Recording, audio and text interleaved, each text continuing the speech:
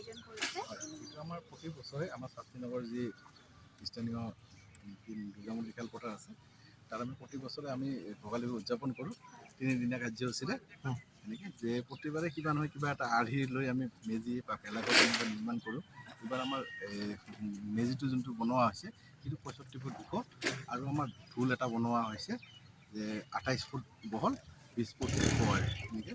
আৰু তেনেকুৱা চাংঘৰ নানান ধৰণৰ বস্তু তেওঁলোক লওঁ আৰু আমাৰ যি 3 দিনীয়া কাৰ্যসূচী 3 দিনীয়া কাৰ্যসূচী যিটো 14 তাৰিখৰ পৰা আৰম্ভ হৈছে ইতিমধ্যে 14 তাৰিখে গছপুলি অৰ্পণ বা বিহু বাকৰি চাফাই কাৰ্যসূচী তেনেকুৱা ধৰণৰ আমাৰ এতিয়ালৈকে হৈ গ'ল। বা আজি যেতিয়া আমাৰ 15 তাৰিখ আমাৰ ৰাতিপুৱা নাম প্ৰসংগ হৈ এই মেজি অলপ সময় পিছত আমি প্ৰজ্বলন কৰিম।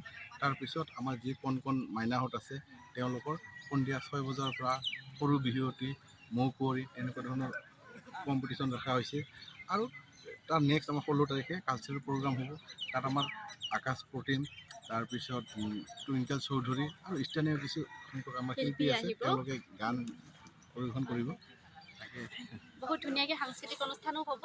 আপোনালোকে আহক আৰু ভোগালী বিহুটো ধুনীয়াকৈ পালন কৰক। 14 তাৰিখৰ পৰা আৰম্ভ হৈছে, আমাৰ 16 তাৰিখলৈকে থাকিব। আপোনালোক সকলোকে অনুৰোধ কৰিছোঁ আহক শাস্ত্ৰী নগৰত আৰু আপোনালোক সকলোকে ভোগালী বিহুৰ ওলগ জনালোঁ।